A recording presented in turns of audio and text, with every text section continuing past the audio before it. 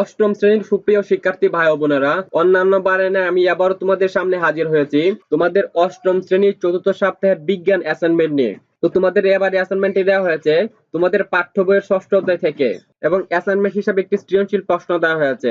একটি উদ্দীপক দিয়ে প্রশ্ন করা হয়েছে, আইসোটোপ কাকে বলে, পারমাণবিক সংখ্যা বলতে কি বুঝো, উদ্দীপকের চকে উল্লেখিত জেড মৌলের একটি পরমাণুতে বিদ্যমান নিউটন সংখ্যা নির্ণয় করো, উদ্দীপকের চকে উল্লিখিত এক্স ও ওয়াই মৌল দুটির পরমাণু সমূহের মধ্যে যৌগ গঠন সম্ভব যুক্তি সহ বিশ্লেষণ করো। তো এই ছিল তোমাদের প্রশ্ন।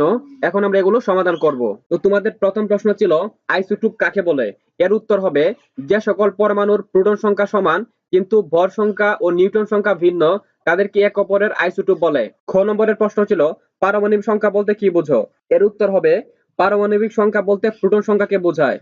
কোন মৌলের একটি পরমাণুর নিউক্লিয়াসে উপস্থিত প্রোটনের সংখ্যাকে ওই মৌলের পারমাণবিক সংখ্যা বলে। কোন পরমাণুর পারমাণবিক সংখ্যা দ্বারা ওই পরমাণুকে চেনা যায়। প্রোটন সংখ্যা বা পারমাণবিক সংখ্যাকে জেড দ্বারা প্রকাশ করা হয়। হাইড্রোজেনের একটি পরমাণুতে একটি প্রোটন আছে, তাই হাইড্রোজেনের পারমাণবিক সংখ্যা 1। অক্সিজেনের একটি পরমাণুতে 8টি প্রোটন আছে, তাই অক্সিজেনের পারমাণবিক সংখ্যা 8। তো এই ছিল তোমাদের খ নম্বরের প্রশ্নের উত্তর। তোমাদের গ নম্বরের প্রশ্নটা ছিল উদ্দীপকের চকে উল্লেখিত জেড মৌলের একটি পরমাণুতে বিদ্যমান নিউটন সংখ্যা নির্ণয় করো। এর উত্তরটি হবে উদ্দীপকের উল্লেখিত জেড মৌলটি হলো কার্বন। কার্বন মৌলের একটি পরমাণুতে বিদ্যমান নিউটন সংখ্যা নির্ণয়। দেওয়া আছে নিউটন এর পারমাণবিক সংখ্যা অথবা প্রোটন সংখ্যা Z=6 এবং ভর সংখ্যা A=14। সুতরাং নিউটন সংখ্যা সমান ভর সংখ্যা বিয়োগ প্রোটন সংখ্যা সমান A-Z, অর্থাৎ A হচ্ছে জেড সংখ্যা এবং জেড হচ্ছে প্রোটন সংখ্যা। তাহলে আমাদের এই উপরে দেওয়া ছিল যে A সমান হচ্ছে 14 এবং জেড সমান ছিল 6। এজন্য আমরা লিখছি 14 - 6।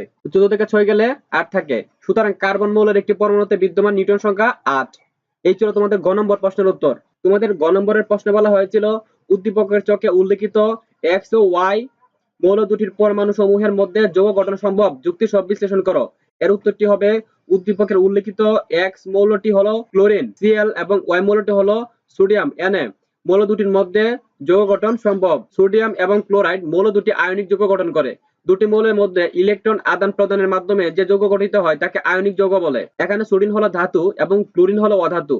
ধাতু এবং অধাতুর মধ্যে যৌগ গঠনকালে আয়নিক বন্ধন তৈরি হয়। আমরা জানি সোডিয়ামের ইলেকট্রন সংখ্যা 11 এবং ক্লোরিনের ইলেকট্রন সংখ্যা 17। সোডিয়াম মৌলের শেষ কক্ষপথে একটি ইলেকট্রন এবং ক্লোরিন মৌলের শেষ কক্ষপথে 7টি ইলেকট্রন রয়েছে। প্রত্যেকটা পরমাণুই চায় তার শেষ কক্ষপথের ইলেকট্রন অষ্টকপূর্ণ হোক বা নিষ্ক্রিয় গ্যাসের কাঠামো অর্জন করুক। তাই সোডিয়াম তার শেষ কক্ষপথের ইলেকট্রনটি ছেড়ে দিয়ে অষ্টকে পরিণত হয় এবং ক্লোরিন সেই ইলেকট্রনটি গ্রহণ করে আর্গনের কাঠামো অর্জন করে। উপরোক্ত আলোচনা থেকে বলা যায় এক্স ও ওয়াই মৌল দুটির পরমাণু সমূহের মধ্যে আয়নিক যৌগ গঠন সম্ভব, অর্থাৎ সোডিয়াম ও ক্লোরিনের সমন্বয়ে সোডিয়াম ক্লোরাইড NaCl গঠন সম্ভব।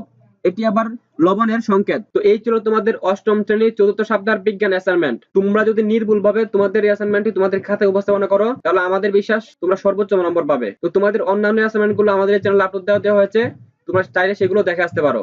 তো ধন্যবাদ সবাইকে এতক্ষণ আমাদের সাথে থাকার জন্য।